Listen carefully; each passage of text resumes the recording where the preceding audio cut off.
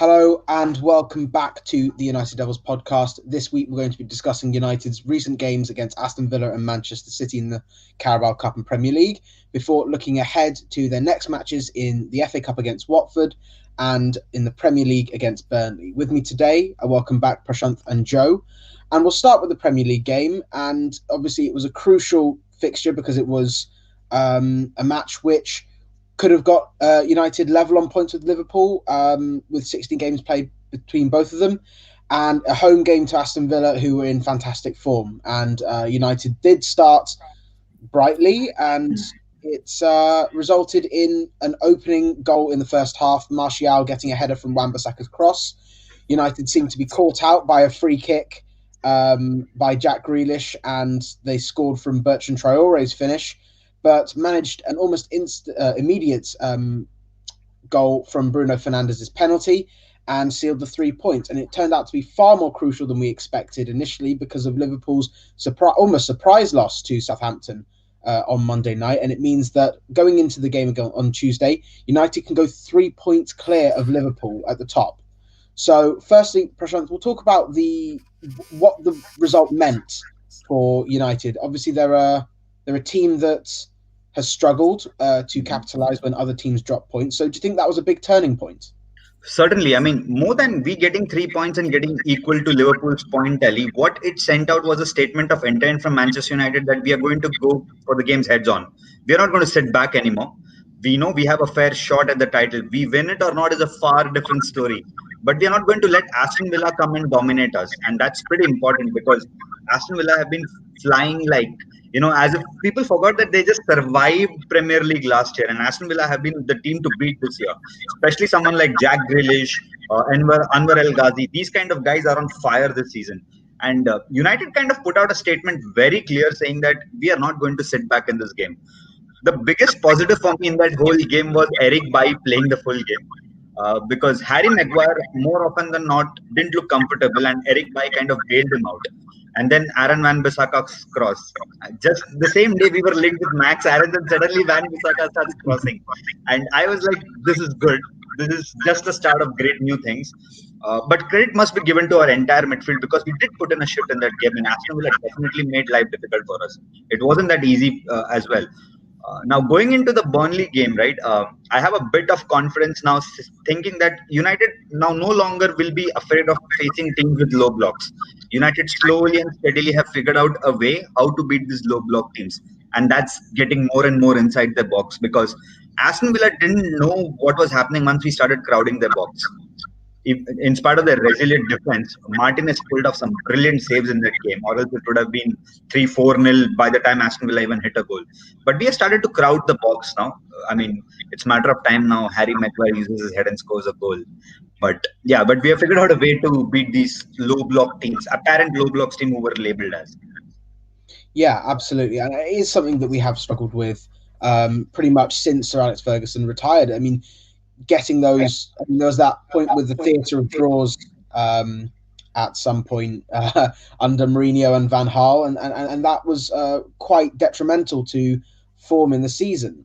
Now, you said our midfield deserves a lot of credit. Obviously, Fred and McTominay were brought in for Grealish, and they dealt with him relatively well. But I'm going to talk about Grealish. And Joe, I mean, he was sensational at Old Trafford, wasn't he?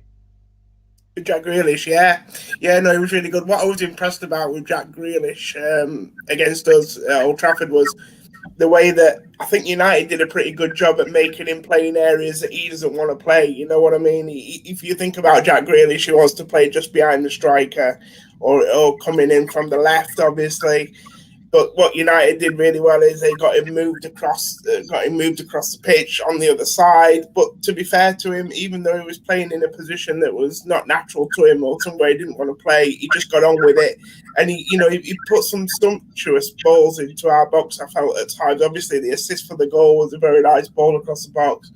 But also, there was a couple of other crosses that I think Ollie Watkins should have scored with a header. I think De Gea made a good save. I think there was a free kick as well where they nearly scored. He's just got a wand of a foot, and he is a beautiful player to watch. To be fair, he is a class act.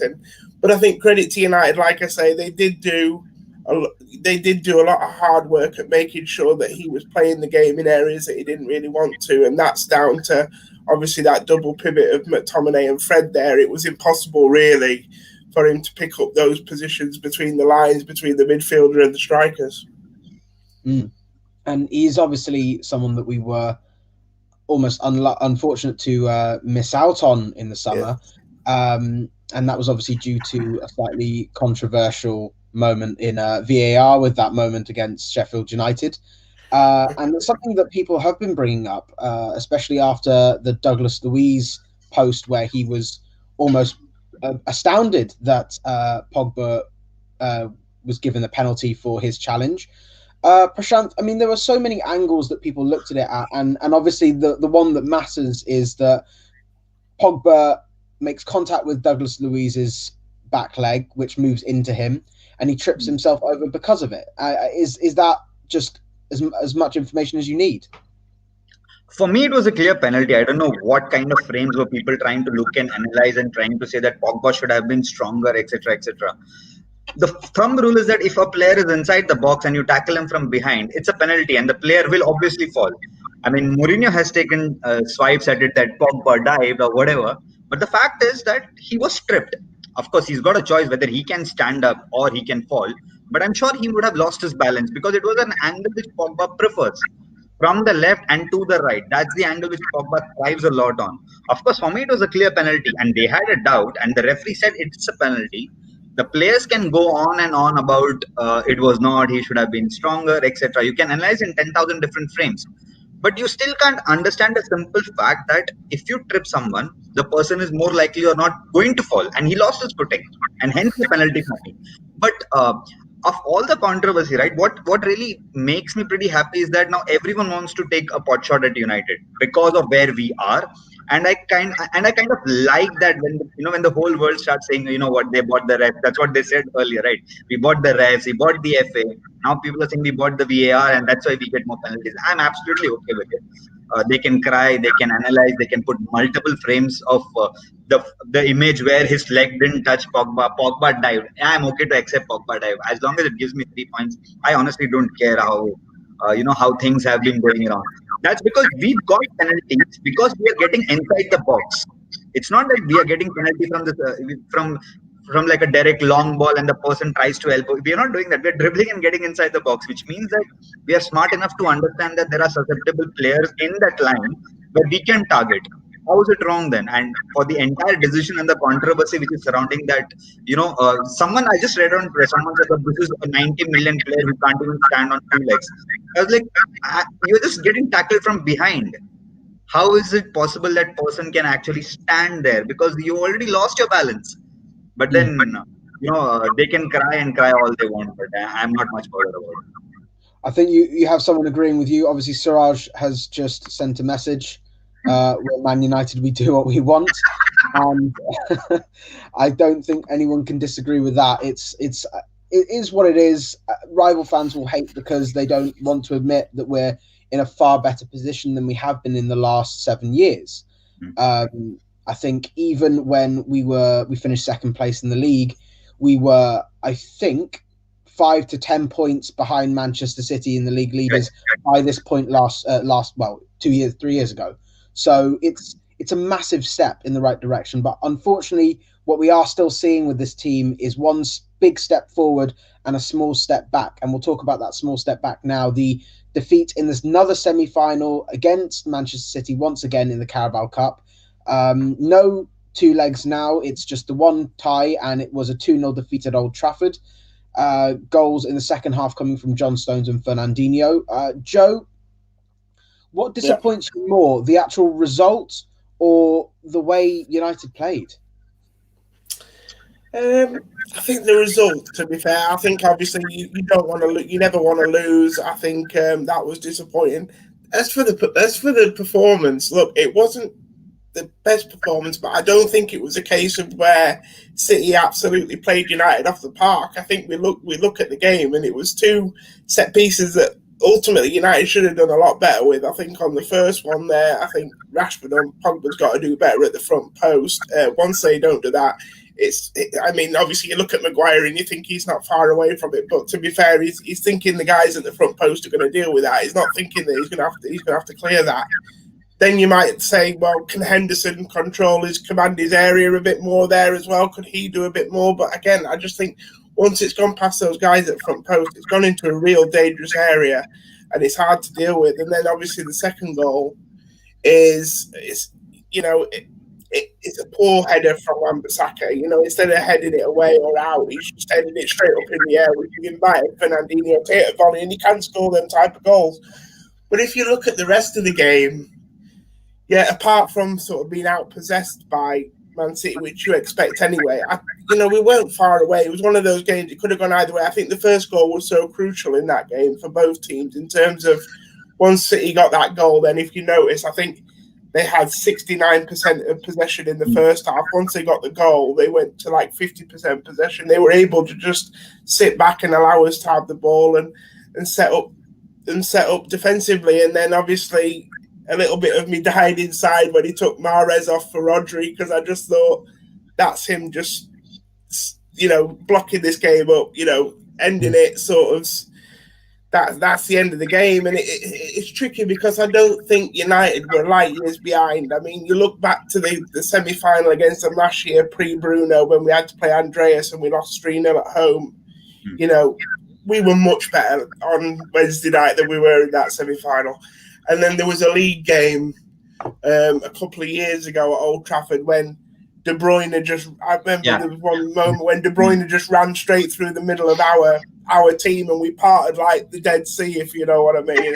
This team's come on leaps and bounds, but it is disappointing to lose yet another semi-final. We might go on to talk about the semi-final losses, because I do think there's been a bit of an overreaction with that as well when you consider the type of teams that we played in these semi-finals.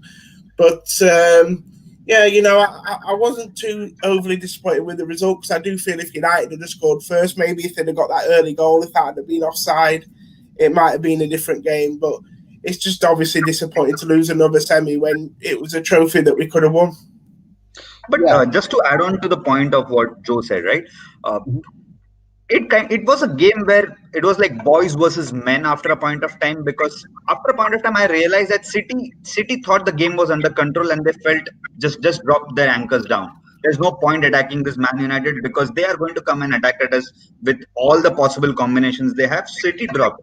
So credit for Ole Gunnar Solskjaer for still making attacking changes, because over a period of time we have always criticized Ole, saying that he hasn't made substitutions at the right time. When they scored the first goal, there was a passage of play for the first 10 minutes where we started to knock on City's doors. City immediately realized it, and then Mahrez was off for Rodri. While Ole Gunnar Solskjaer brought in Greenwood, immediately knowing that, it's just a matter of time. We just need an opening. So credit has to be given to Ole for that, because over the period of 18 months, we have criticized Ole that he's not bringing on players which he should have brought on, like the PSG game, etc. But I think Devdeep here says that challenge of overcoming the great dreams and winning a trophy. It's a pretty different point, I think, Joe, because winning a trophy isn't easy, and we faced possibly one of the most strongest teams in Premier League, and that's what is scaring me now. City were off the Premier League for quite some time. They didn't get their groove, they didn't get their rhythm. But since the Chelsea game, City is slowly and steadily getting back to that that rhythm which they're known for, and I don't like that, because if City gets into the title race, right, then things can get really nasty for all of the people who are fighting for it. Well, I mean, has said another point. I mean, you're only going to win trophies by beating the big clubs, right? And he is right. You do have to, and you do have to go over those points. And I think the fact is that we didn't take our chances on the night. We didn't play as badly as we have done. Clinical for it, Arjun. We weren't clinical. We had two chances. Can I just say though, Arjun, it's an interesting point there that Prashant makes about, United making substitutions and trying to go for it. What I will say in response to that is I kind of wish we'd have gone for it a little bit more from the start. I'm a little bit concerned that the lineup we put out, the McTominay, Fred, I think Solskjaer tried to play a similar game to what we had in the league, if you remember, a few weeks back when we drew 0-0 and it was a bit of a stalemate. And I think what happens, and what I've noticed with Solskjaer a few times now, is that sometimes he's got to change and tweak his formations and his tactical setup a little bit, because what I'm finding is that people are working it out. He's gone into that game with the same mentality as he did in the league game. Well, this is a cup game. You've got to win it at some point. I mean, what were we hoping for? Extra time penalties? We should be hoping for more than that with the form that we're in. And I just think Pep Guardiola came up against that pretty much that same team in the league a few weeks ago, and good coaches like him are going to learn from the mistakes, and they're going to find a way of getting around that. You can't keep repeating the same formation, the same tactical set up against good teams and expect to get away with it. We did it against PSG in the Champions League this year. We tried to play in the way that we played against them for 3 games. We got away with it in those 3 games, but finally PSG learnt, and they took us down at Old Trafford. And I think that's, we've played the similar way against Chelsea this year, where we've just sort of kept it tight, and we tried to do the same against Arsenal, and that backfired on us. Chelsea was a bore fest. I mean, yeah. And obviously, it reached to a point where we like, if it's FIFA, I would have just ended it without even saving it in the career mode. I was like, just get done with it. And I didn't have a problem so much with the team against Manchester City, but what I think they needed to do was they just needed to somehow make that team a little bit more progressive in its nature, a little bit more attacking, because this is a cup game. You just got to go out and win it. And to be fair to Manchester City, they did what they needed to do to win a cup game. But what I will say on that is that Manchester City as a team in these cup competitions, they've been there and done it now. They know what they're doing. That's what experience gives you. They've got over the humps that we're still getting over, and they're just further down the line in their development. But I think we're a lot closer than what we were, so that's a positive that I take out of it. Yeah, absolutely. I think that is the biggest point. One thing I will say is absolute credit should go to Ruben Diaz, who was magnificent. Yeah, what a game he had. I mean, those 2 blocks, one from Rashford and one from Pogba, I think very much. And I was like, really, of all the people, you had Nicolas Otamendi and now you have Ruben Diaz. He's just, that tackle against Rashford, right? If he had missed it, it was a goal. Stefan had no chance because he was wrong for the shot. And the tackle came from nowhere, and I was like, no, you can't do that. You are Man City. You're not good at defending. You lost Vincent Kompany. You can't get that kind of swagger back in defense. But then, I mean, credit to Stefan as well. That save from Bruno's shot was exceptional. That was goal bound. That was surely goal bound. Yeah, and I think Henderson also does get a few, bit of praise, because he did keep us in the game at times. I mean, the header from Sterling and the shot from Mahrez were both, brilliantly stopped. So, and the shot from Foden, right? Even the shot from Foden, where he came in and took a shot, he was well aware of what's going to happen. Forget the other one was an offside one, so that doesn't count. But he was well aware of what was happening. Absolutely. We'll move on though, because obviously, like you said, semi-final. There's still plenty to play for in this season, and we've got 2 games coming up. But before we go on to them, there's been our poll has come up with a result, and it is that we should look at United's set-piece woes. Now, we're going to take a look at both the attacking side and the defensive side. We'll start, Joe, with the defensive side. So, obviously, United have conceded quite a few goals from set-pieces. And before we get into that, we've just had another comment. The same thing happened with RB Leipzig. Nagelsmann learned his lesson in the first game at Old Trafford and stopped us in the second game. He's absolutely right, because those wing backs tore us apart. And it's something that Ollie does need to work on, because he's not, he's a human. He makes mistakes, but he needs to learn from them. And that's something you have to do in high pressure jobs. That's such an interesting point. I heard Roy Keane in Sky Sports saying that once you manage a top club, if you make a mistake, it's okay. But the point is that you learn from those mistakes very, very quickly. Because here, games come thick and fast, especially during the festive period. If you make a mistake, you lose, it's okay. Because you have another game to just pick it up. But with Ole Gunnar Solskjaer, he is understanding the mistake, but the repetition or the pattern of the same mistake is happening. Until he gets it out of the system, it's going to be a big Achilles heel for us, for at least for some time. Yeah, and it's not even mistakes with things like that. It's more just a naivety and just a understanding that just because something worked once doesn't mean to say it will work again. You know what I mean? You're dealing with top level coaches here, so if you master them once, same as that performance that we did at the Etihad a couple of seasons last season when we went and just did them on the counter attack, they won't get away with doing that again against Manchester City, because Pep Guardiola will have looked at that game loads of times and he'll know exactly how to combat that. Look at what Guardiola did. He got 2 DMs. He doubled up Bruno and Pogba with Cancelo and Fernandinho. He made sure that the 2 best creative players of United did not get ball more than 5 seconds. This is the first game I saw Bruno Fernandes taking long shots because he wanted to make the keeper work. And I haven't seen Bruno take a long shot since the Everton game last year, where he took a shot, bounce in front of the keeper. And Bruno is always someone who likes to get inside the box, or just 2-3 yards away from the box takes a shot.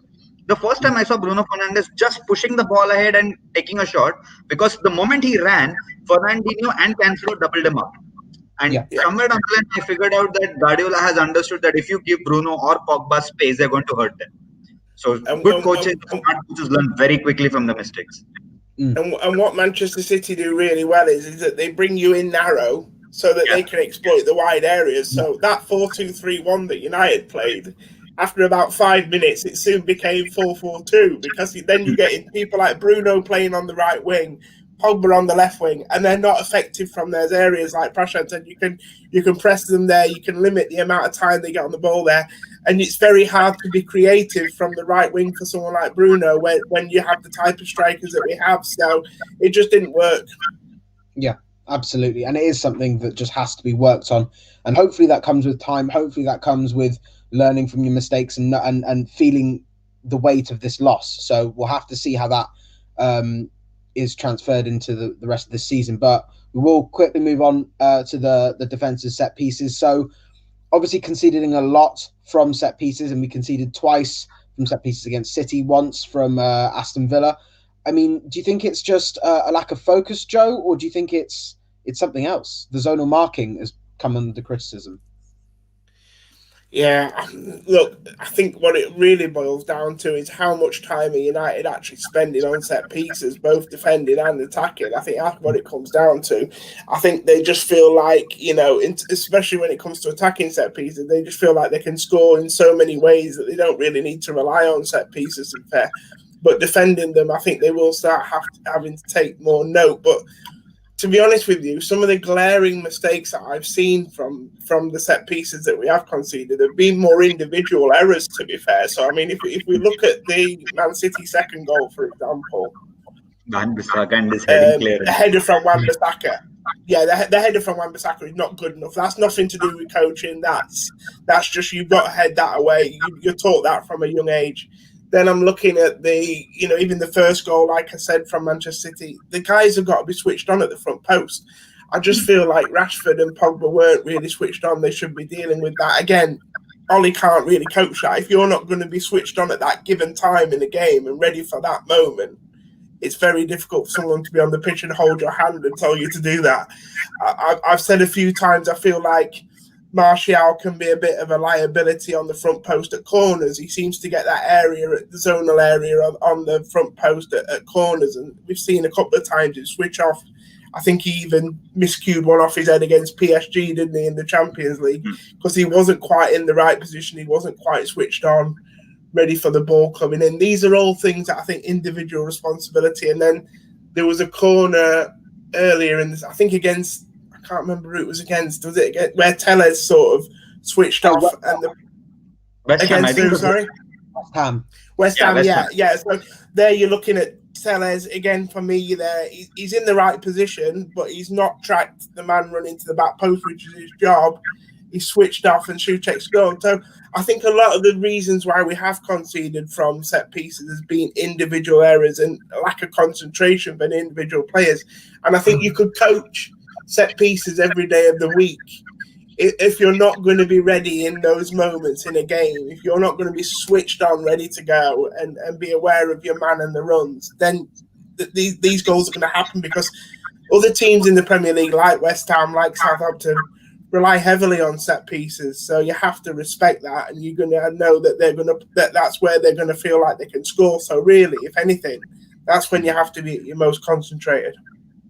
Absolutely. It's just about having that focus, being aware of your surroundings and working as a unit, especially when you're zonally marking. You have to work as a unit, and it seems that most of the time they can do that. And we've seen a lot of improvement, because at the start of Ole Gunnar Solskjaer's reign, we were conceding a lot from set piece. If you remember the Everton 4-0 loss, 2 of them came from set pieces. One of them was just a long throw. It was unbelievable. And then 12 months later, in the 1-1 draw, they had about 12 corners and 3 long free kicks, and we didn't concede from a single one. We were dominating the air, especially Maguire and Matic, and they did very well. But so it shows that we're coming along, but obviously there's still progress to be made. And I'll go on to the attacking side in a bit. We had a couple of questions which will get shown when we do the Burnley preview just in maybe 10-15 minutes time. But onto the attacking side, and I don't mean to target a specific player, but I am going to target this player. Last season, Harry Maguire was the highest shooting defender in the Premier League, and he got 1 goal from a header. He's got 1 goal from a header this year, and we've seen him miss so many chances. And I've seen, obviously, all the memes and the jokes of him having, a square head and it bouncing off a corner, and it's never actually getting on his forehead. And the thing is, he attacks the ball with the top of his head, which means he can't get any accuracy on the ball. I mean, is that something that he's been taught, Prashanth, or is that something he needs to remove out of his game? Or, I mean, is it just mean we can't rely on him to score? So I'll start from the strikers. The first and foremost, if you get a corner, your responsibility as a striker is to get ahead in the ball. None of our strikers, apart from Edinson Cavani, have got decent heading abilities. Martial doesn't head the ball, nor does Rashford. Greenwood does not head in the Sorry? Except against Aston Villa, though. Except against Aston Villa. I mean, they don't head the ball. As a striker, if you don't have the instinct to put your head, I mean, you can't directly target on the defenders. By no means I'm justifying Harry Maguire's failure.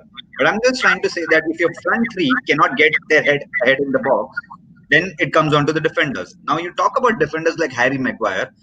The first fault what I see in Harry Maguire's defending is that he's already standing between 2 defenders.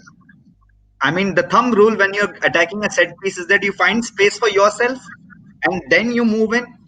So, for example, in the West Ham game, he was standing between 2 defenders, and for a minute I just looked at it and I said, there is vacant space which I can see from TV. Why can't you see which is right in front of you? If you stand between 2 players, by the time the ball comes, you're already having 2-man disadvantage. And everyone marks Harry Maguire because he's usually good in the air. He clears the ball well. He tries to head it well. Now you already have 2 men. By the time you jump, either one of the person is trying to push you down or the other person is in front of you. You're trying to head the ball up.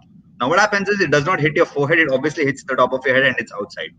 So thumb rule is that when you're heading the ball, you're supposed to find spaces, which Harry Maguire clearly doesn't. Nor does Victor Lindelof. Victor Lindelof and heading the ball is a myth anyways, which 1 goal we scored from his head. That was, I think, a fluke. But apart from that, I don't think you can target specifically to Maguire in terms of heading. It starts right from the positioning. Now, that's one. If Maguire doesn't head, what about Scott McTominay? If you look at defending set pieces or even attacking, Scott McTominay is usually lurking outside the box. I would rather have a Bruno or a Pogba lurking outside the box and Scott McTominay inside. It starts from how you set up your team when they're taking a set piece as well. Now, another point to that is that United, when practicing set pieces, who are they going to practice against? Maguire versus Martial or Martial versus Maguire? Really, a player who can't hit the ball versus another player who hits the ball outside the whole goal frame. So, for practical solution, what I would really kind of think in my head is that we can go possibly an approach with Louis van Gaal's situation. What Louis van Gaal set up during his tenure at United was there were 2 people who were going to attack 2 posts. Now we don't attack the post. We are all crowded at the center. If you know of set pieces, it's all crowded in the center. There is no one who's targeting the post. Now it's easy for defenders right now to crowd the center because it's a matter of time. Someone will pull the t-shirt. It's a foul. The set piece has gone out of the window. If you target 2 posts, your defense is split. The opposition defense is split. So they're going to target 2 players who are at the far end. The center is a lot less crowded. Someone is lurking outside the box. If it falls here or there, they can still take a shot or try to put in a cross. I think Ole Gunnar Solskjaer might have observed this, would have addressed this. I really hope Harry Maguire kind of starts finding space for himself. Right now, he's possibly our best header of the ball because Pogba doesn't head much, nor does Bruno.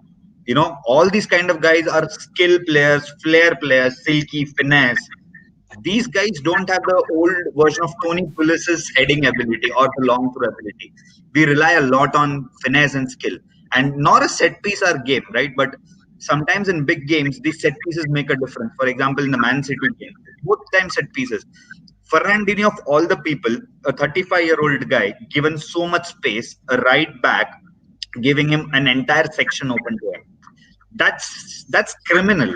You can't do that. The least you can do as a defender is just close your man up. And this is not the first time. Everyone targets Van Bissaka, especially now defensively. We said that Van Bissaka is our best defender. He does not have great attacking skills, but he's a great defender. But Van Bissaka is the most susceptible when it's a set piece. Happened in the Champions League, happened in the FA Carabao Cup. It's a trend. People have started to figure out that Van Bissaka, in his search for attacking exploits, has started to forget the basics of marking a man when it's a set piece.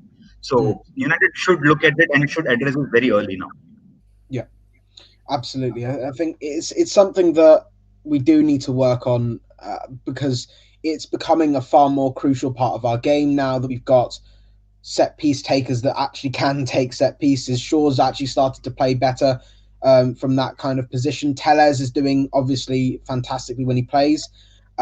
Bruno obviously coming in, and then Mata if needed as well. We've got 4 very good set piece takers, and so we need to make those chances count. But we have only one guy who hits it. That's Edinson Cavani.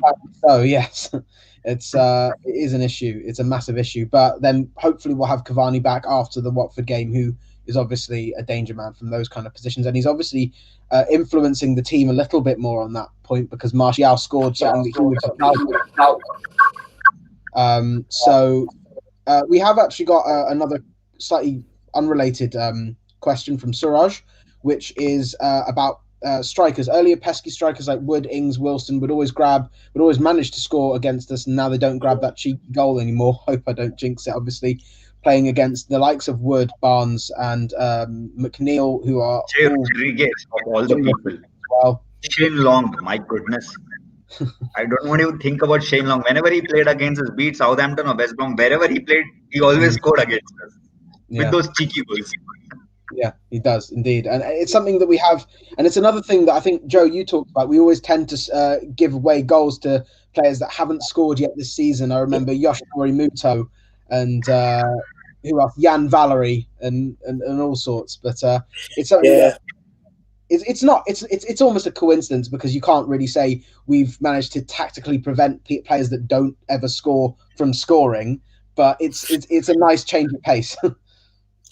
Yeah, I think it's just one of those things, and it's funny how many people tend to pop up with their first goal for their club against us, or their first goal in 10 years or something like that. I don't know. Ridiculous. But no, it's frustrating. I can't put my finger on it. It's just one of the things. I mean, there's probably other clubs that it happens to, but I just don't pay attention to them, obviously. So it's one of the things. But yeah, there has been a few there. I think you mentioned the more famous ones there, so that's fair enough, mate. But yeah, look, at the end of the day, you just have to pay attention to these players. I mean, especially the examples. I mean, Wood, Long, and who was the other name in there? Sorry, was it Ings? You know, they're the type of strikers that are a nuisance for defenders. So, you know, they do score goals if you're not quite switched on or you're not quite, your intensity is not at the right level. Because one thing you know with those type of strikers is they're up for every game. So if you're not quite on your game on a given week, they're the kind of strikers that will catch you out. So, I think obviously just an history of having defensive lapses and things like that, and having lack of concentration at the back means that those type of players tend to get a goal against us. Yeah, absolutely. We did have another comment on the poll, which was from what I initially saw, it was quite backhanded at Ole Gunnar Solskjaer and sort of the general positivity coming around Manchester United at the moment. It was that with Manchester City and Liverpool, apparently the quote is not improving in the last 2 years, The fact that there are people in the Manchester United fan base that believe that United have improved, but are still levels behind the two of those clubs who were obviously battling out for the title the last couple of years. And I can see Prashant already kind of confused by that, and I'll try and explain, hopefully, why this person might think so, or why there is actually still a slight level between that the two teams and United. And it's because the managers in charge of Liverpool and City have been in the job since 2016 and 2017 respectively. In fact, actually 2015 and 2016 respectively. They have had enough time to assess their squad, bring in signing after signing after signing, some more than others for one team, which we all know the name of, 400 million in defenders. But it's a difference because Ole Gunnar Solskjaer has obviously spent, I think, a total of 300 million in the last 2.5 seasons. And it's a substantial difference. He hasn't got all the players he wanted, and that was clear from the summer. He didn't get Grealish, he didn't get Sancho, he didn't get a Upamecano, and he didn't get a defensive midfielder.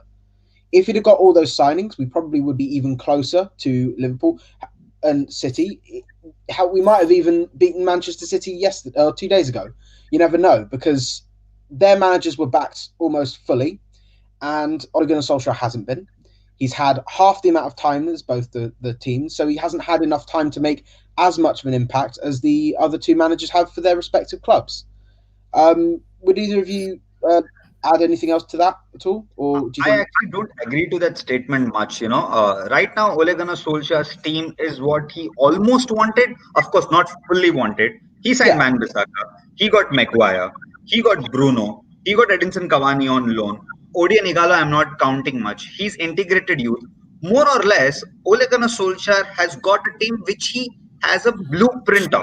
Of course, it's still not the perfect team. He does not have a Jadon Sancho, a defensive midfielder better than Matic, etc. But Fred has put in a massive shift in that particular role. We had criticized Pogba for all the inconsistent performance which he turns up. But right now, Pogba is a bit more consistent, touchwood. So on and so forth. He's got Alex Telles. We were saying that he does not have competition for Luke Shaw. He's got a left back. Out of 8, 9 positions, 11 positions, he's got 6, 7 positions decently filled. I'll be very wrong. It will be very wrong of me to say that the board hasn't backed him fully. Yes, of course they haven't. They have given him what he's wanted, but to a very limited scale. In spite of all these additions, right? Are we still a team? No, we are still driven by individual brilliance of one man called as Bruno Fernandes. Okay, and it's not a disrespect to Ole Gunnar Solskjaer or a criticism of Ole Gunnar Solskjaer. But more often than not, Bruno Fernandes pulls us out of the game out of nothing. That's the quality of player what he is. Right now, we are miles behind Liverpool and Man City. Just as an example, if I had to tell you, Man City played Stefan, who is a backup keeper to Ederson. Didn't look flinched at all. Look at the defense. Calm, composed. That's what I understand when you say when the manager is given enough time, he's got squad to assess, etc. But somewhere down the line, I also believe it's a mentality thing. Okay, I'm not questioning Ole Gunnar Solskjaer's mentality of running this team right now, but I really feel that it's a matter of time where teams figure out that there's all a brilliance of individual of 1 or 2 players. And even if you had 11 world-class players to this team, there's no guarantee that this United team will beat a City or a Liverpool, because a lot lies on the system and how a team is set up. These two people, especially Jurgen Klopp's Liverpool, Man City's Pep Guardiola's Man City, there is a very very rigid and a very straightforward system for building that football club. I mean, we can criticize as much as we want about they spend money, etc., etc. No one stopped us from spending money. It's just that our owners don't care much about our football club.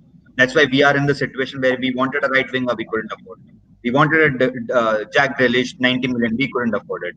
So on and so forth. But having said all of that, I still think Ole Gunnar Solskjaer has done the most important job which can't be quantified, which is to improve the morale of the team. It was so toxic when Jose Mourinho left. No matter which top manager you got in, that would have been a sinking ship. In the last 19 to 24 months of Ole Gunnar Solskjaer's tenure, the most difficult thing he has done is he's made people believe that this club is all about values, ethics, and ethos, which cannot be traded with money. That no money signing can ever do that. Bruno Fernandes can have all the impact what he wants, but it also has to go down to 10 other people who play with Bruno Fernandes. And most of the credit does go to the manager because he's cleared out a lot of people who just wants to stay here for money. He said, no, I don't want you. For example, someone like a Romero or a Rojo, for that matter, decent average players. I'm not going to say they're world class. They're not going to be a starter at a Liverpool or a Man City. Hell no, they're not going to do that. But he's made sure that he's got a core group of players with whom he can rely on. From now on, it's onwards and upwards for Ole Gunnar Solskjaer. There will be tactical naivety. We will lose more often than not. It's all fine by me. But having said all of that, I still don't think that he's not in the same league as Jurgen Klopp or City. Of course, he's not in the same league as them. But the manager has been given time. He's been given 18, 19 months. It's all a matter of how this process starts, getting shape for the final output. He's getting to the semis. He has to win something. If he doesn't have anything tangible to show by end of this year, then there will be a lot of questions asked to him. Because we've been at the Premier League, top of the Premier League for the last 1-2 weeks now. No one in the wildest dreams ever expected that we'll be where we are. But since you are here, now the pressure is all on Man United to lose that position. So it'll be very interesting, 10 months from here on, how United handles this pressure because we are not used to it. I mean, last 7 years we're not used to it. So it's a very different arena to just judge Ole Gunnar Solskjaer. It's an interesting point you make there. Obviously, undisputed that he has changed the way that the fans believe in the club, that the players play, the players believe in the club and the traditions of the club. Joe, would you disagree with anything Prashant or I said? No, look, I'm not quite sure. I mean, Prashant said there, I don't know if it was figure of speech or whether he meant it or something. He said we're a million miles away. I'm not sure we are a million miles away, to be fair. I'm not convinced. I do think what's encouraged me most in the last 2 years is the recruitment for me. I think he's recruited not only good players, but like Prashant touched on there, good people with good ethics, good work ethic, good morale, good professionals, people that know what they want. Bruno, the expectation that he puts on the rest of this team is phenomenal, and that's what you want to see. You just feel if United could sign a couple of more Brunos in a couple of more positions, so a centre-back with that type of appetite and desire and professionalism, and maybe a sort of CDM with that type of attitude and whatever, then if all of a sudden you've got 3 Brunos with that mentality in there, there really is nowhere to hide for everyone else. Like Solskjaer said a couple of weeks ago in a press conference, I think he said, you can't fake it with this team anymore now. You can't get away with, trying to pretend that you're good or trying to show that you're good in training, but then when the matches come along, you don't perform or whatever. I'm not going to worry about what you did 4 or 5 years ago. I'm going to judge you on what you're doing now. And I think Prashant's right when he said that is a good starting point now for this team. What they need to do now is with this new, I think we heard the other day about them using a data analytic strategy for their transfer. And I think they're 2 years slow with that, to be fair. Liverpool and City have been doing that now for a good few seasons, so we're a bit behind with that, but it's a step in the right direction because what that allows you to do is it allows you to get the people with the right attributes for each position, but also it allows you to sign players knowing more about their personality, which is key as well. I think if you look at all those good signings that Liverpool and Man City have made over the last couple of years, not only have they been good players, but they've been good professionals as well. Good people. They've fitted into the squad. They've come into the squad. They've matched the ethos that they've asked for. But, Solskjaer, you look at his managerial career and everyone sort of says, he got relegated with Cardiff and whatever, and he's got this job and it's undeserved. Let me remind you, Jurgen Klopp relegated Mainz. Everybody's got to go through. The only reason Jurgen Klopp's probably at a different stage of his management to Ole Gunnar Solskjaer is because Jurgen Klopp happens to be a few years older than Ole Gunnar Solskjaer. Well, Ole can't do much about that, to be fair. He just happens to have gained more experience at the moment because of his age. And look, I'm not saying Ole Gunnar Solskjaer is anywhere near Jurgen Klopp or Pep Guardiola, the coach at the moment. But what I'm saying is that in time, there's no reason why he can't be, because even the best managers. I mean, we can't say about Pep Guardiola because obviously we know what he's done in his career. He hasn't suffered relegation or anything like that. He's had it good all his career. But I think there's certainly other managers that are doing really well now that actually, if you take look back at their history, they've had to suffer first in order to get to where they've got to. So, it's all part of the process. Solskjaer's younger than those guys. So he will get there. He'll get it. And at the moment, for me, there's no better manager for Manchester United right now because of the situation that we're in. Look, in 2 years' time, if we haven't made that next step or if we're not developing as well as we need to, then we'll have to look at it. But I think one thing we'll always be able to say about Solskjaer, whatever happens from here on in, is that he has flushed the club of all the negativity, all the toxic stuff in there, which I think Prashant also touched upon. He's got rid of all the bad feeling in the club. And now we have a starting block. And the next manager who comes into the club will find it in a much better state than what Oli found it in when Jose left. Yeah. And it's so difficult, right, Arjun? It's so difficult to quantify the impact of Ole Gunnar Solskjaer. You can't. You can take numbers and say the per match goal has increased, etc., etc. But people very easily forget what our club was when Jose Mourinho left. I mean, the fans themselves start saying that Pogba is right, Mourinho is the virus, Mourinho was right, Pogba is the virus.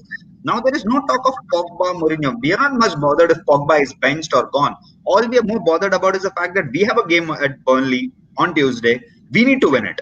I don't care if Pogba starts or Van de Beek starts or McTominay starts. I just want those 3 points against Burnley because there is a bigger cause, which is to fight for the title. We may not win it, but we are quite happy to give a fight to Liverpool and Man City. Because more often than not, these two teams have just ran away with the league by the time it's December. Then it's all a catch-up phase for the top 4 position. But right now, United are putting out a statement saying that definitely I'm not going to win, but I'm not going to make it easy for you as well. Absolutely. I think that's the big message is that you've got to make a start, and United are having to almost start again every time we exchange a new manager. And Ole Gunnar Solskjaer has made a massive, massive change from the next manager and the next manager, or rather the previous ones. Culturally, Arjun, sorry, just to come in there, culturally, the club has changed tenfold. I think it's like Prashant said, it's very hard to quantify because a lot of the things that have improved are intangible. You can't see them. So it's the things day to day. So the training ground, the atmosphere around the training ground now is better than it's ever been, apparently, and that's not just players, that's staff, and that makes a massive difference as well. Everybody feels more valued around the training ground. I just think that there was this cloud hanging over the club wherever Solskjaer takes us before now and the end when he leaves us. I just think you've got to. The next manager will have an easier job because he'll inherit a training ground that's a pleasure to come in and work it every day because of the morale of the staff and the players, and the squad of players will have good personalities in it. So whoever the manager comes, Bruno at peak, Van Bissaka at peak, Maguire is already at his peak, a year more or whatever happens to it. Whoever the new manager is, he isn't going to be coming in and dealing with a sulking Alexis Sanchez or an Angel Di Maria who doesn't want to be here. He's going to be dealing with 20-odd players who all want to play for Manchester United, and that's a start, really. And it's a lot better than where we were. And it's like Prashant said, that stuff is hard to quantify, but it is so important, the feeling around the training ground, the feeling around the club. Just to add last point to it, right? Van de Beek hasn't played for weeks. If it was Pogba, what would Mino Raiola would have done right now? Said that he's spoiling my player's career, etc., etc., etc. Van de Beek in an interview said that I totally understand that I will take time to integrate in the club. I'm okay with it. That's the kind of mentality which Man United signed Donny Van de Beek for. Because here is a guy who's so selfless, saying that other players are in form. I would rather give them the time.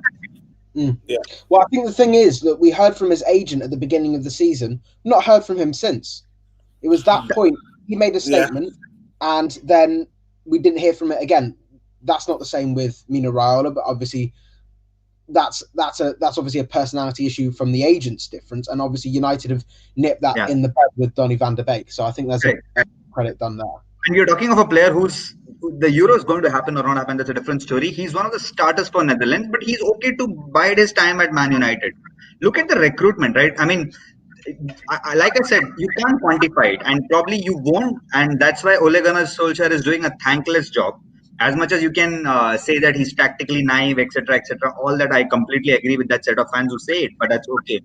But right now, my priority is to get a good pace, a good work ethos in the club. Once you have a good ethos, we'll talk about winning trophies and achieving that next level, etc. It's a matter of time. It might happen, it might not happen, but you can't buy values and ethos. No manager can ever integrate that in a squad like Man United. Absolutely. I'm afraid we are going to have to move on, but it's an important point that we've all made there. Of course, a statement needs to be made in the rather early stages of the FA Cup on Saturday evening. United host Watford at 8 p.m. on Saturday, and it's a chance for, I think, some of the fringe players to come in and show that they have what it takes to fight for this squad, or maybe even an audition so that they can get a loan away or a move away, depending on the circumstances of the player. Watford obviously are in a bit of mixed form. They're in and around the playoff places in the Championship. They have lost a couple of good players from last season, like Craig Dawson, Abdoulaye Doucouré, and Gerard Deulofeu, but have still kept a few crucial players, like obviously the captain Troy Deeney and Ismail Assar, who we were linked with before Diallo was signed and is now actually confirmed by the club earlier yesterday, I believe. So he's obviously unable to play, as he's set to be jetted in tomorrow morning. But another player who's obviously not going to be playing is Facundo Pellistri after testing positive for COVID-19, and it's a big shame that he couldn't play. So we'll talk most tactics. I don't think are a big issue because it's have a go at them, beat them comfortably. I think that's very clear for Watford. But Joe, who would you line up with? The 11 that you'd select? Is there any kind of room for emotion, or is it more tactical? It's a tricky one for me because I want us to progress in this cup competition, and I see it as a good opportunity again to try and win something if we can get towards the latter stages. You know, plus this year the FA Cup could end up being anything. I mean, ties could get postponed. You could get buys into next round. You could end up coming against other teams, youth teams. You know, you don't know if you get lucky. Well, I'll say lucky, that's probably the wrong word to use. But if you get if the draw works your way, you could find yourself quite a smooth passage towards like another semi-final. I don't want to say that word because it's becoming a bit taboo, that word. So I think it's tricky, but no, I think you can't. But then, given that and the want to progress, you can't go with a strong team in this one. And I think there's so many players need a rest. I look at Bruno against Man City, and I was seeing the face of a Bruno that I was seeing towards the end of last season when he was really tired, if you remember, in those last sort of 4 or 5 league games. Right, he was just burnt out. Yeah, he is absolutely desperate for a rest. I think Rashford looks a bit shot mentally as well, so he needs a rest. Plus, we know he's got carrying a bit of an injury with that shoulder anyway that he's managing. And I think Martial could play because I think obviously Martial's not kind of had as many games as a lot of the other squad. Don't forget he missed 3 early on, and he's got quite a good record against Watford. So I would expect to see a much changed team, but with the odd 1 or 2 first team players sprinkled in there. So for example, Lindelof and Bailly are fit at the moment, and Maguire. So I think this is a perfect opportunity to rest Maguire and maybe either Lindelof or Bailly. Probably Lindelof, to be fair, because I'd probably rather have Bailly with his current form playing in the Burnley and Liverpool games. So probably Lindelof playing alongside someone like Axel Tuanzebe. Let's see him have a game. He's desperate for a game. Lingard. I think he will. I think he'll play some part, maybe even start. I think, but for players like Lingard, it's more about Solskjaer seeing whether he's going to stay with the club between January and the end of the season, or whether it's best he goes on loan or goes on transfer now. So I think he's going to look at a couple of players and think, actually, it's a bit of an audition for them. 1 game to show, look, are you going to stay here at least till the end of the season, or are we going to look to move you on now? So it's an important game for a lot of players. If Lingard starts, it's a big game for him. It might not mean a lot to us or to a lot of the other players, but for Lingard, it could be the difference between his Man United career and being a United player that's come through the academy and a United fan. That's crucial for him. So he's going to want to perform. I think Donny will get a game. Obviously, people are wanting to see Donny play. It's a perfect opportunity to give him a game. I think United will go for it and will want to win comfortably, but I think it'll be difficult because I think you'll get a lot of players playing with each other that haven't played together a lot. And as we've seen in the past, when that happens, like in the early rounds of the Carabao Cup, you tend to get a very disjointed, sort of frustrated performance. But you'd expect United to do the job, but maybe similar to the Reading game last year. I don't know if you remember that, or the year before in the FA Cup when it was 2-0, when we were in a period of form again where we were scoring lots of goals.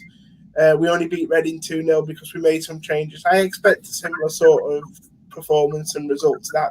So, yeah, I think some changes, but also maybe the odd one or two, what you would call first-team players in there that can help us, give that moment of quality if we need it. It's the likes of Martial, Tuanzebe, Lindelof Obaye, Donny van der Beek, and maybe even Brandon Williams. He's another one that obviously Solskjaer's got to make a decision on this month because there's a lot of loan interest in him. So he may have a look at him on Saturday, and if he struggles or he doesn't do so well, he might agree to a loan for Brandon Williams as well. So we'll have to see. But a few players auditioning for the future, I think. Yeah, absolutely. I think it's crucial for some to get minutes in, especially the younger players that haven't quite had as much of an opportunity. Like I think maybe James could get a start personally. Greenwood could obviously get a goal which he needs. Williams, like Mata. you said, I agree. Mata. Absolutely. Well, I think he's guaranteed to start because his creativity is so important in these. We're going to face 3 ex-Man United players in this Watford team. There's what Ben Foster, Tom Cleverley, and Craig Cathcart. Yeah, they're going to be up for it, Watford. They've had a good start in the league. They've nothing to lose. They're going to have a go, I think, on the weekend. So United, that's what I mean. That's why United have to play. He will not sit back, especially games like this. He would definitely want to win this because he's a kind of guy. If he was a couple of years earlier, right, most top teams would have gone for Troy Deeney because he's a good striker. Yeah. He's a very good striker. He's up, and he's that kind of player. He's up for every game, isn't he, Troy Deeney? There's not a game then he's not up for. It doesn't matter whether he's playing at Old Trafford or whether he's playing on the Sunday League. He's going to be up for it, and he's going to pose the same challenges. So yeah, United have got to be ready. That's why I think it is important to have at least 2 or 3 first-team players in there, because I think if you just make 11 massive changes and it becomes a very disjointed thing, then you could find yourself out of the FA Cup. And then it's not a very good look being knocked out of 2 cup competitions in the same week, plus 2 massive games to come in the league. What does that do for the morale of the team and the squad? Yeah. Now, what I think will probably happen is there are going to be probably 9 changes, maybe 10 changes to the team. Yeah. And then have a very strong bench there if needed, because I think there's no way Ollie's not going to leave Martial and Rashford and Pogba and Bruno out of the team totally without, looking really quite arrogant in the way that he thinks that they're automatically guaranteed to beat Watford, because I think that did cause us problems when down the road Jose Mourinho turned up to Bristol City and they beat us 2-1 when we played 11 changes. The Derby team was pretty, Lampard's Derby team did come up and do one over on us, and if it wasn't for Fellaini's header, we probably would have got out. Yeah, he did a favor. Jose Mourinho did a favor on Lampard. Yeah, well, he got him the Chelsea job, probably. Yeah. It's just one of those things. I think you've got to be professional. You've got to pick a side that you're going to that are going to play well, but you've also got to rest crucial players. So I think there is that balance. We'll go for a prediction. Prashanth, do you see it being a high-scoring game? I think it'll be a 2-1 victory for us. It'll not be very high-scoring. I completely agree with Joe. It's not going to be one of those games where United will just fly out of the blocks like how we did against Leeds. It's not going to be that, because we are going to make changes. We are going to rotate players, etc. So they will also find themselves some time to get into the sync of the game. No matter how much you train, right? A match feeling is a match feeling. Because of all the things around. Forget there are no crowds yet. It's just getting bad. But a match is a match, and it can't be replicated in a training. And I think it'll be a it'd be a bit of KG game in the first 15-20 minutes because there is Etienne Capoue at Watford. I used to have him in the FPL and he used to score those odd goals against big teams. So there is Etienne Capoue, there's Troy Deeney. So it's going to be a bit of KG game in the first 20 minutes, but I think as soon as we settled in the game, we should be comfortably winning 2-1. Absolutely. Joe, would you agree with that? I'll go for 2-0. I fancy we might be able to keep a clean sheet only because I think the defence actually will look pretty strong, I think, when it goes out there. So if you think about it's going to be 2 from Lindelof, Bailly, Maguire, Tuanzebe potentially, then all 4 of those are what you would call first team players. So I think actually the defensive partnership will look quite strong. And then even at fullback, I mean, it's difficult to make too many changes because we haven't got massive options. I mean, Tellez might come in and play left back. Well, obviously we know he's quality there. And then if you look at someone like Brandon Williams playing right back, we know he's more than capable. So I think when the team sheet comes out, I think the back 4 could actually, or the back 4 or 5 could actually be one of the strongest areas of the team, if you know what I'm saying, because of the limited options we have to rotate in that area, but also it seems like there's not a lot to choose between Lindelof, Maguire, Bailly, and Tuanzebe in terms of first team defenders. I really hope it's Bailly and Tuanzebe who start. I really want to see their combination. How does it work? Yeah, I just think Bailly at the moment, his form's been so crucial for us, and he's looked so good playing alongside Maguire. He's made of glass. You just want to make sure that you keep him for the crucial first time since he signed for his 4 consecutive appearances. Yeah, exactly.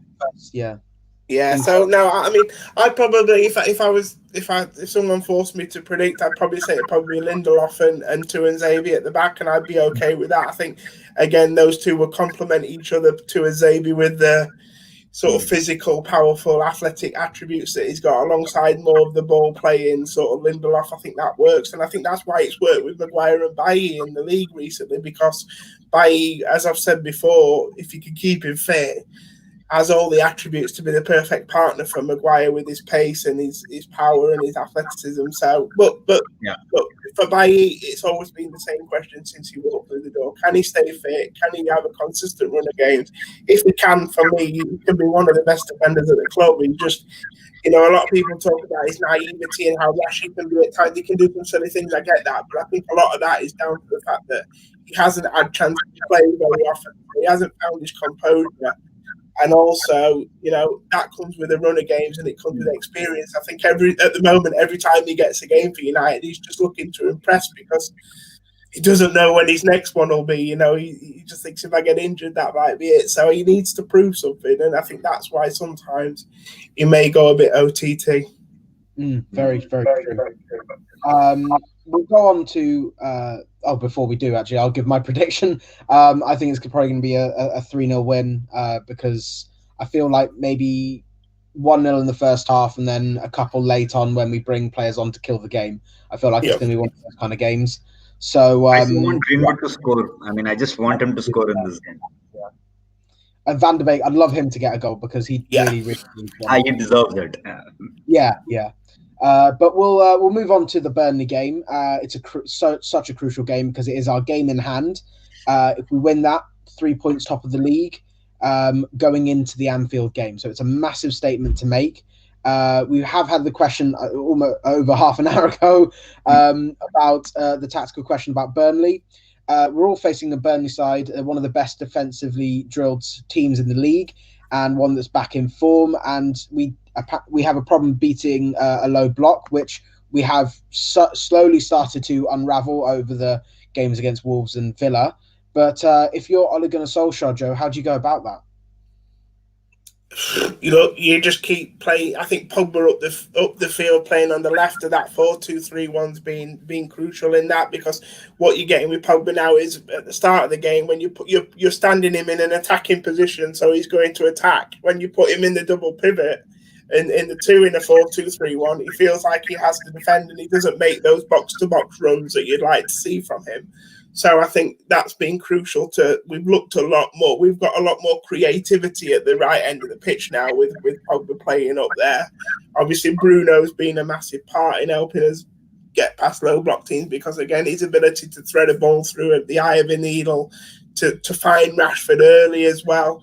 I think Rashford's movement off the ball, Rashford's a strange one. I mean, in December, I think he scored 5 goals. He had a really good goal-scoring month, but actually, sometimes his performances were a bit frustrating. His decision-making was a bit off.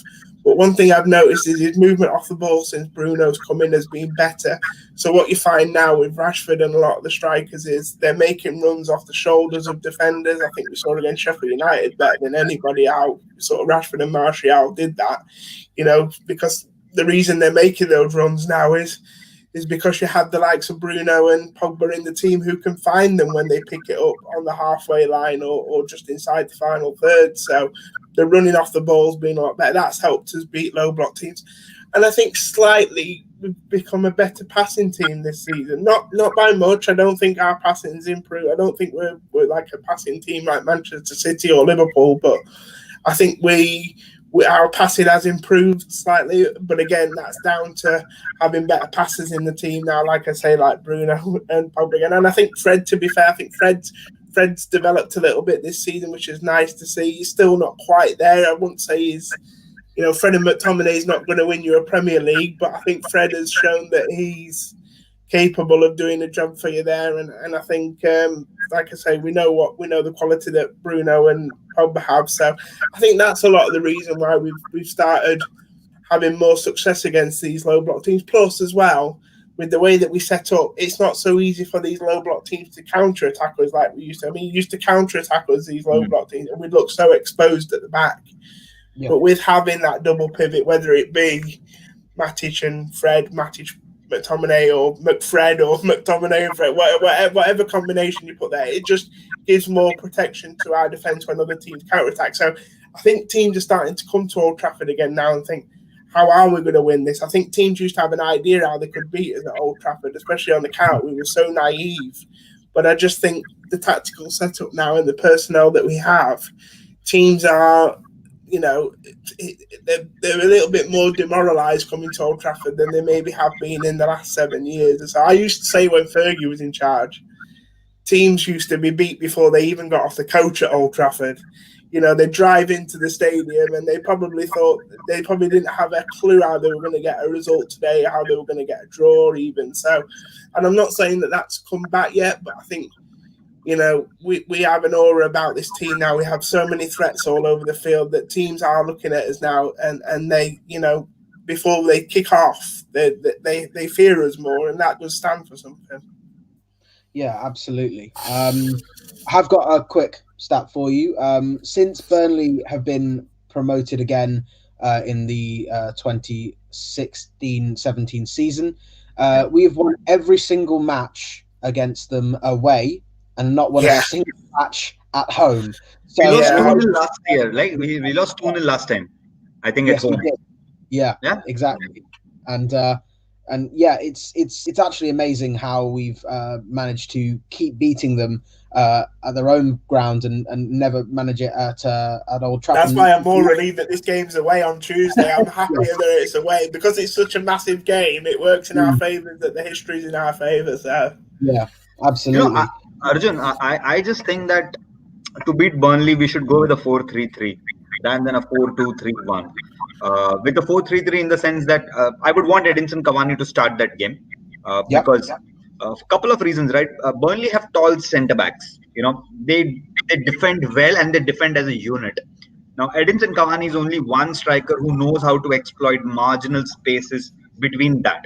So I would definitely start Edinson Cavani in the center and then Rashford and Martial on either wings because they are going to stretch that Burnley defense. Burnley are very comfortable sitting behind, but they're not very comfortable when the game gets expanded.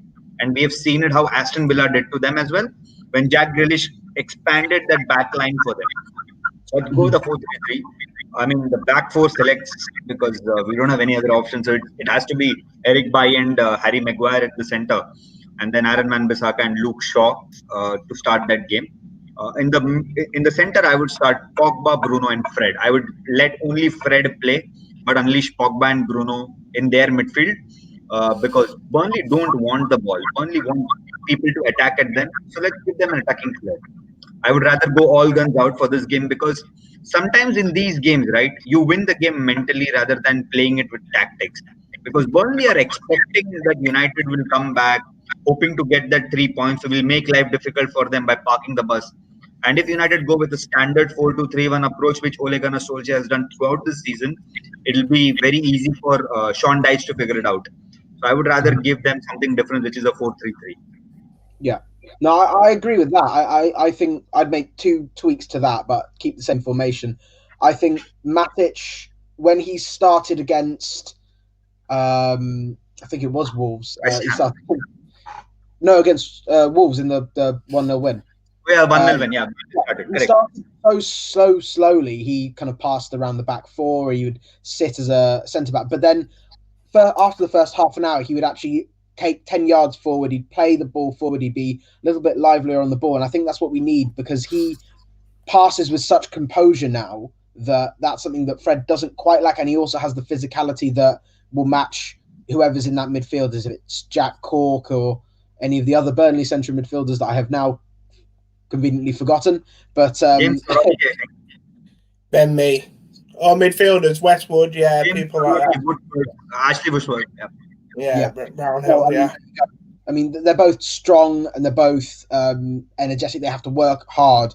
And so Matic will make them work hard, and he's good at shepherding the ball forward. So I pick him. And then, class in Matic, right? When he plays that lone man, that pass, that finesse in that pass. So.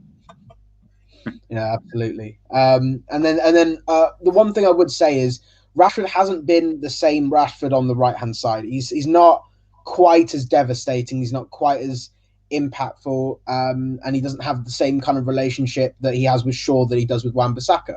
So I think you could make a case for Mason Greenwood, or you could even put Martial on the right-hand side. Even though he doesn't like it, it would mean that he is a bit more direct and that he would probably have a little bit more interplay in the game. So either Martial or Greenwood on the right-hand side, but Rashford has to be on the left for me, because I don't think him on the right is as devastating. Yeah, fair point. Yeah, but we'll go for predictions. And Prashant, do you see this being another win and another clean sheet? Because again, what we haven't done is conceded to Burnley away since they've been promoted again.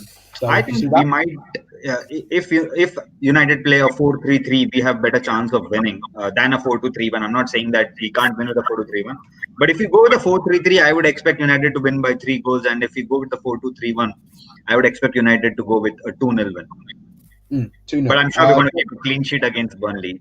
So. We'll have to see. What do you think? For me, mate, I just think because of the importance of the game, because what it means, because we know what United are like, I see it being a tense affair, to be honest, mate.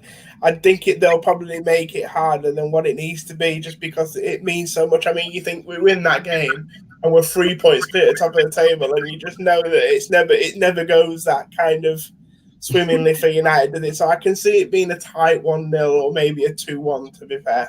But it'll be a 1-goal win for me. I'm not as confident as Prashant. I wish I was. You need to pass me some of that confidence over, mate. And there are no former United players at Burnley who can do us a favour like how Johnny Evans did for us at Leicester game. Scores an own goal or something. Yeah, that'd be nice. Or a penalty. Yeah. We'd have to see. For me, I think I was going to say 2-0, but I'll go for a 1-0 win, because I feel like that's our kind of thing. It would be 1-0, Bruno penalty, 95th, 97th minute, retaken 4 times, whatever. God, don't, mate. The Brighton game repeats. Yes, absolutely. I just see it being one where they know they have to win, because it almost means that they can afford to lose at Liverpool, or afford to drop points at Liverpool, not to lose, but to maybe draw. Anfield would be a massive point. But I think if they beat Burnley, they go for the kill at Anfield. If they drop points at Burnley, they'll go for a point at Anfield. Irrespective of it, Arjun, we are going for the kill at Anfield. I don't think Ole Gunnar Solskjaer is going to set this team defensively up at Anfield at all, because he knows he's got the mental advantage. Even, God forbid, if we lose at Burnley, we are going for the kill at Anfield. Oh, yes. And that's something which we haven't done for a couple of years now. Under Jose Mourinho, we had a 0-0 draw. We lost 2-0 last time. We are definitely going for the kill at Anfield. Yeah. Only thing I will say, that's going to feel really strange for these young players who are, if you think about their experience, limited experience so far, if they're going to go into that game at Anfield 3 points clear, it's going to be a very strange situation for those guys. They haven't been in that kind of position, I don't think, since I don't think we've been in a position of strength against Liverpool since maybe that season where Mourinho had a great start and we went there and we drew 0-0. If you remember, Mourinho played 6 at the back. I think we started really well that season. I think we were 5 points clear of Liverpool at that point. And Mourinho went there with a very negative sort of outlook. And I remember Ander Herrera was slotted as a centre back later because we didn't want Origi to cut inside. Just ended up being a very boring 0-0. So I don't think United have gone to Old Trafford since then and been in a position of strength. So it'll be really interesting to see how the players deal with that. No, absolutely. And I think it's a thing. The fact is they haven't lost at Anfield since 2017. And wouldn't it just be the perfect way to say that United are back in this race to knock Liverpool off another perch? So just like how we did to Arsenal, right? They won the double at Old Trafford. We ended their invincible run. Absolutely, it's only fitting that we do it again and through another penalty, maybe. Through a penalty, which is a VAR mistake. I would just love it. I would just love to see what Carragher does to that. It's what one can only hope, but I'm afraid that is all we have time for this week. Thank you for listening, and thank you to both Prashant and Joe for joining me. It's been a pleasure talking to you, and we're hoping for positive results to come as a result. But if you have any questions or any topics you'd like for us to discuss next time, please comment below on the live chat or on the Twitter poll. And if you enjoyed this, please like this video, subscribe to our channel, and follow us on